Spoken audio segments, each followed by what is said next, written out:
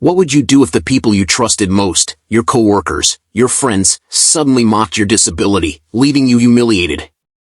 What if the moment they betrayed you, you realized you were the one holding all the power? This is a story about heartbreak, revenge, and a lesson that proves you should never underestimate someone just because they seem vulnerable. My name's Jackson, and I'm 29 years old. I live in Portland, Oregon, and I work as a freelance software developer. My mornings start with the scent of fresh coffee brewing, the quiet hum of the city outside my apartment, and the weight of my crutches under my arms. They've been a part of me for years now, but that doesn't make it any easier. Walking isn't simple for me, never has been, but I get by. Every day is a small struggle. I used to think life was all about hard work, dedication, and getting through the tough moments, but I didn't realize just how far someone could go to exploit your kindness until it all came crashing down. For the longest time, I worked with a man I thought I could trust, Mason. He was like a brother to me, or at least, that's what I thought. But there's something about pain that makes people show their true colors, and for me, that lesson came harder than I could have imagined. Mason was the kind of guy who always had my back, or so I thought. We'd grab drinks after work, talk about everything from tech to personal stuff, and he'd even help me get around when my crutches were too much. But behind closed doors, he had a different side. He'd tell jokes at my expense, just little things, like calling me the cripple when no one was around. At first, it didn't sting, but the longer I stayed quiet, the worse it got. I remember one night, we were working late in the office. The faint hum of the lights overhead, the coolness of the air conditioning, and the sound of my crutches clicking against the floor were the only things breaking the silence. Mason was on his phone, laughing at something. I thought nothing of it, that was, until I overheard him. He was texting a colleague, telling them about the cripple in the corner and how funny it was that I thought I could still make it in this job. It hit me hard. I'd sacrificed so much for this man, helping him with projects, covering for him during crunch time, and even sticking up for him when the boss was ready to fire him, and here he was, mocking me like I was some joke. I had no idea that Mason wasn't the friend I thought he was. No, he was something much worse, and soon, I'd realize just how far he was willing to go to make me feel small. It all came to a head one morning when Mason did something I'll never forget. I was running late, as usual, balancing my crutches in a cup of coffee when I entered the office. I had barely set my stuff down when Mason called me over to the conference room. "Hey, Jackson," he said, smiling. "I need you to help me with something, just a little task." I was already exhausted, but I agreed, thinking it was just another one of his last-minute favors. Little did I know, he had orchestrated a plan to make me look incompetent in front of the entire team. As I hobbled over to the conference table, Mason clicked his mouse, bringing up a presentation, but as soon as I stepped into the room, he stood up. "You all have to see this," he said with a grin. "Watch Jackson struggle with his crutches. He can barely keep up. How's he going to do the job if he can't even walk?"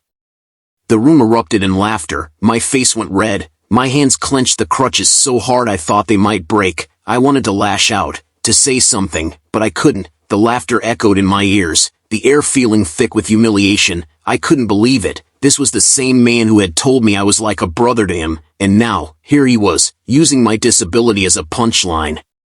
But in that moment, something shifted inside me. I was done being the butt of jokes. I wasn't going to let him, or anyone, treat me like I was less than. I started planning. I began collecting evidence, text messages, emails, photos of Mason's inappropriate behavior. I was calm, quiet, and calculated. I didn't respond to his taunts or his passive-aggressive jabs. I knew that in the end, silence would be my most powerful weapon. Over the next few weeks, I let Mason believe I was still the same. I played along, pretending I didn't notice how his manipulation was escalating, but deep down, I was ready to expose him for the fraud he was. The first sign of panic in Mason came through his text messages. "Jackson, what's going on? Why are you so quiet?" he texted. "Come on, man, you can't be serious. Don't do this to me." He called me multiple times, each more frantic than the last, but I didn't pick up. I knew what was happening. He was starting to realize I wasn't just going to let this slide. Meanwhile, the tension in the office was palpable. Mason's smug confidence had been replaced with a nervous energy. He knew something was coming, but he couldn't figure out when or how.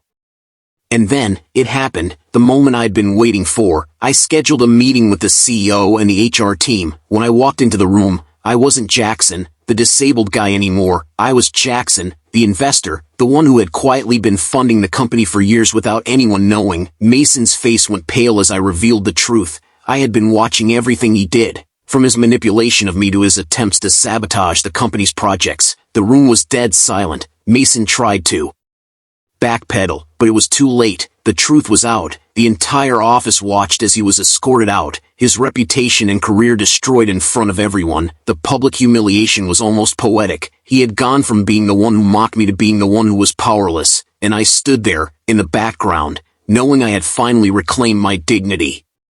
Mason's downfall was swift, his name was tarnished, and he was left with nothing. He lost his job, his credibility, and every friend he had. For me, it was different. I didn't feel joy in seeing him fall. What I felt was peace. I had finally stood up for myself in the way I never thought I could. I had learned that true strength doesn't come from physical ability. It comes from knowing your worth and never letting anyone take that away from you.